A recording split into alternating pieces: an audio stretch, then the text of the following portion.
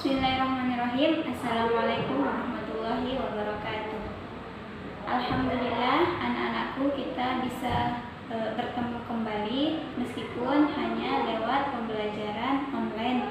Nah, anak-anakku, hari ini Ibu akan mengulang kembali pelajaran kita kemarin, pelajaran bahasa Arab tentang al-mihnatun atau profesi.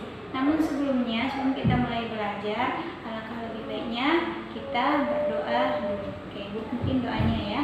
Berdoa mulai. Bismillahirrahmanirrahim. Qanitu billahi rabbah wa bil islami dina wa bi Muhammadin nabiyya wa rasulah. Rabbi zidni ilman warzuqni fahman. Baiklah anak-anakku, sebelum kita mengenal nama-nama profesi, terlebih dahulu Ibu akan menjelaskan tentang kemarin kita sudah mempelajari tentang man, ma, haza, tilka, haza. Ini dinamakan dengan isim. Nah, sebelum kita mengenal nama-nama profesi, Ibu akan menjelaskan apa sih maksud dari yang Ibu tulis di papan ini. Nah, kemarin Ibu sudah menjelaskan kita menanyakan sesuatu benda atau orang, apakah orang itu dekat atau jauh. Nah, sebelumnya Ibu jelaskan dari pertama, yaitu man. Man ini adalah man artinya siapa. Kata man digunakan untuk menanyakan sesuatu yang berakal, atau contohnya menanyakan nama itu adalah manusia. Nah, kata man ini digunakan untuk menanyakan manusia atau kalimat pertanyaan untuk manusia. Nah, sedangkan ma artinya apa? Nah, kata ma ini dipergunakan untuk menanyakan sesuatu benda yang tidak berakal, seperti benda-benda mati, seperti meja, pintu, dan lain-lainnya. Nah, perbedaannya adalah, ingat perbedaannya, man artinya bukan dari man artinya siapa.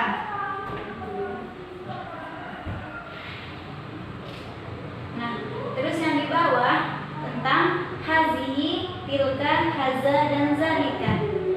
Nah, di sini Ibu bagi menjadi dua, hazihi bersama tilka. Apa sih perbedaan antara yang empat ini? Meskipun artinya itu sama, hazihi artinya ini, haza juga artinya ini. Lalu perbedaannya apa? Jadi penggunaan kata hazihi sama haza ini berbeda. Contohnya, haza atau ini digunakan menanyakan sesuatu yang berbentuk muannas, atau benda atau orang itu yang berbentuk perempuan. Dan tilka sama zalika pun begitu. Tilka artinya itu, zalika juga artinya itu. Tilka artinya itu digunakan untuk seorang perempuan atau muannas, sedangkan zalika digunakan untuk muzakkar. Oke, contohnya seperti ini. Silahkan anak-anakku buka halaman 26 ya. Pelajaran keempat tentang al-mihnatu profesi, buka halaman 26. Yang punya paket silahkan buka halaman 26.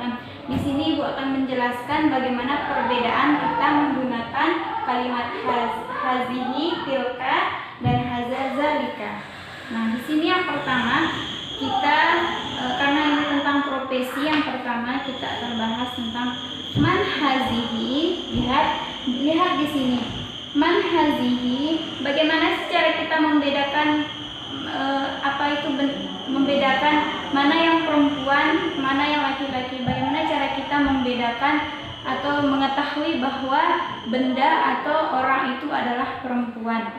Nah, untuk mengetahui apakah mereka itu perempuan atau benda itu perempuan atau benda itu laki-laki, nah di belakangnya tertulis atau ditambahkan dengan huruf ta marbutah.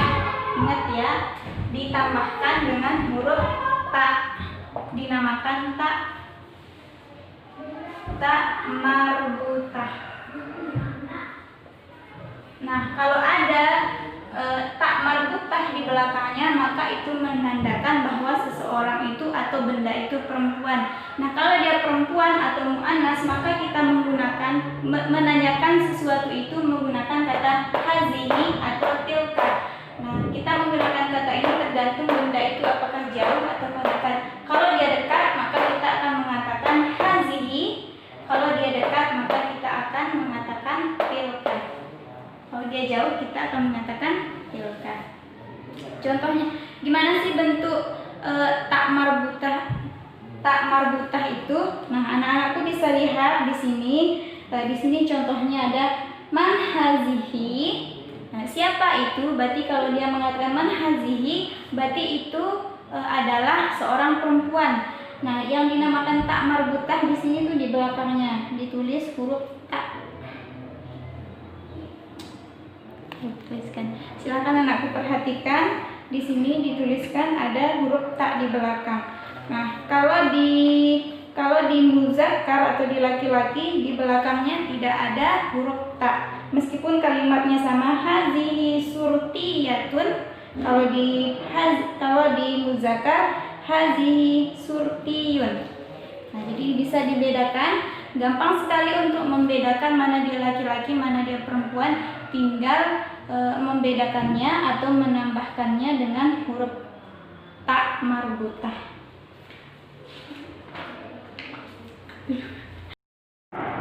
Nah, sebagai contoh, silakan anak-anakku buka kembali halaman 24.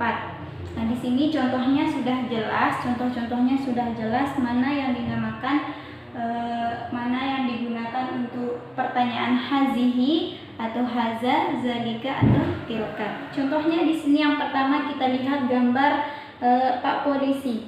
Man haza, di sana dia bertanya man haza, siapa ini? Maka kita menjawabnya tentang haza satikun.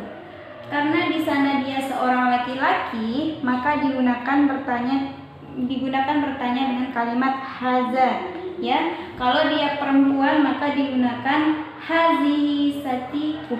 Dia akan menambahkan huruf tak marbutah di belakangnya. Tapi karena dia laki-laki maka dia menggunakan haza. Ingat ya perbedaan haza sama hazihi. Hazihi digunakan untuk perempuan, sedangkan haza digunakan untuk laki-laki. Begitupun selanjutnya di sebelahnya. Man hazihi, siapa ini? Tilka mudarrisatun. Nah, karena dia adalah seorang guru. Karena gurunya perempuan, maka dia menggunakan kata hazihi. Lalu dijawab tilka mudarrisatun. Kok kenapa hazihi lalu dijawab tilka? Itu tidak ada permasalahan, tergantung benda itu jauh apakah dekat. Kalau menurut kita benda itu jauh, maka kita akan menjawabnya dengan tilka atau kata itu. Nah, begitupun seterusnya anak-anakku semua, tinggal membedakan mana perempuan, di mana tempat penggunaan hazihi atau haza. Silahkan anak-anakku kembali membaca apa yang sudah kita hafalkan kemarin tentang al-mihnatun atau profesi. Nah, anak-anakku, sebelum ibu tutup, ibu kasih kalian tugas. Silahkan buka halaman 27. Kalian kerjakan kalian kerjakan, yaitu pasangkan antara gambar dengan namanya sesuai. Tinggal kalian cari pasangannya mana yang sesuai. Nah, mungkin itu jangan lupa dikerjakan di rumah, dan jangan lupa diingat-ingat kembali atau dibaca kembali, dihafalkan kembali tentang profesi yang sudah kita hafalkan ketika tatap muka kemarin. Jangan lupa juga dikerjakan halaman 27.